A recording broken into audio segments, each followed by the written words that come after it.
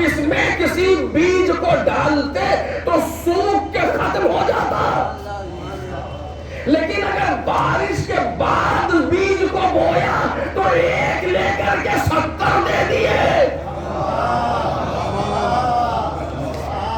یعنی اب اس میں پودے کو اگانے کی صلاحیت پیدا ہو گئی۔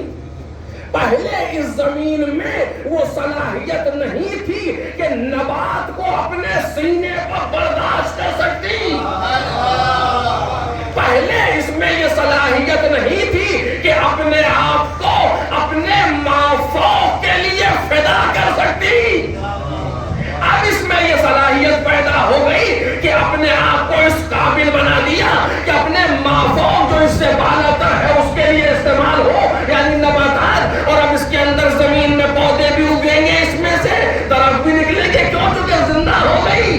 یعنی اگر مقصد کو پورا کر دے زمین، اگر مقصد کو پورا کر دے تو زندہ ہے، اور اگر مقصد کو پورا نہ کرے تو مردہ ہے۔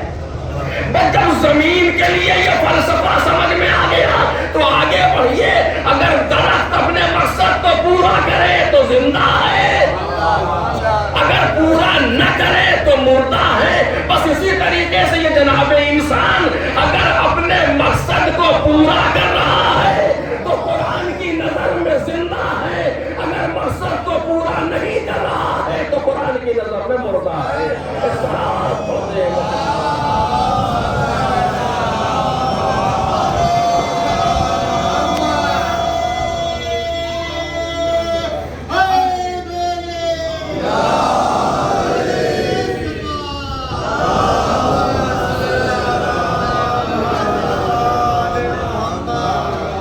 کسی انسان کو یہ نہیں دیکھنا چاہیے کہ فلاں انسان مثلاً سانس لے رہا ہے اور چل رہا ہے اور اتنے کلو کا ہے اور اتنی ہائٹ ہے اور ایسا کلر ہے اتنا وہ ہے، کچھ بھی نہیں۔ اچھا کسی چھوڑیے، اپنے آپ کو دیکھے۔ میں سمجھتا ہوں اس سے بڑا محاسبہ کیا ہوگا پھر، کہ روز صبح کو اٹھ کر کے اور ایک مرتبہ سونے سے پہلے آئینے کے سامنے کھڑے اور سوچے ہم زندہ ہیں یا مردہ ہیں۔ خود سوچے آدمی، میں کوئی آپ کے سامنے جوک تو نہیں بیان کر رہا، قرآن کی آیت ہے، مجبور ہو کے یہی کہوں، چاہے میں لپیٹ میں ہوں یا آپ لپیٹ میں، فرق نہیں پڑتا۔ روزانہ انسان آئینے کے سامنے کچھ دیر کے لیے کھڑا ہو دیکھتا رہے کہ آخر ہم جو ہے یہ زندہ ہیں یا مردہ ہیں۔ رات میں سوتنے سے پہلے کچھ دیر کے لیے سوچے کہ آج کے دن ہم زندہ تھے یا مردہ تھے۔ چونکہ مردہ اور زندہ ہونے کا فلسفہ یہ ہے ہی نہیں کہ جسم میں روح ہے تو زندہ اور جسم سے روح ہٹ جائے تو مردہ، چونکہ قرآن مجید نے روح ہونے کے باوجود مردہ کہا اور روح نکلنے کے بعد بھی زندہ کہا۔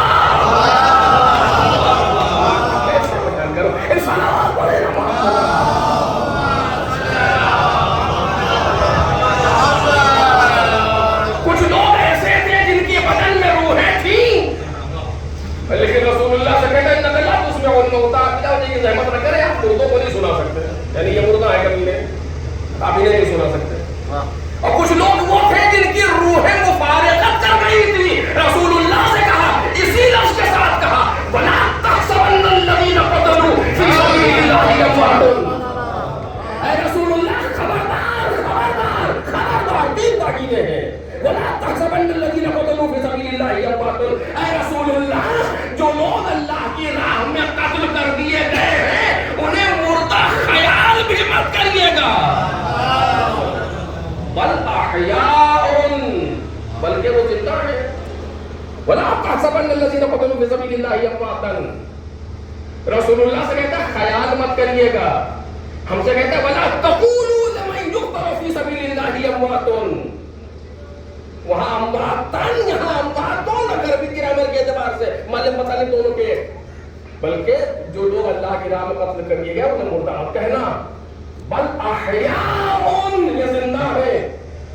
ارے ہمارے سامنے جنازہ رکھا ہے اور آپ کہنے زندہ ہے، تو کسی کی آنکھوں میں دھول جھونک دیں گے آپ؟ ہم اس پر نماز جنازہ پڑھ رہے ہیں،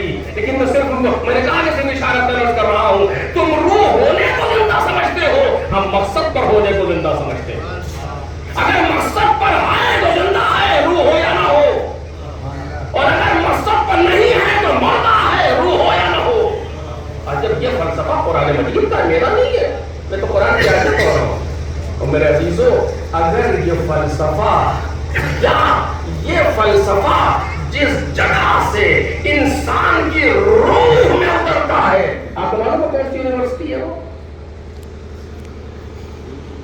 کہ جو اس فلسفے کو انسان کے اندر اتار دے، وہ کون سی یونیورسٹی ہے؟ دنیا میں کوئی نہیں، صرف ماں کی آغوش ہے،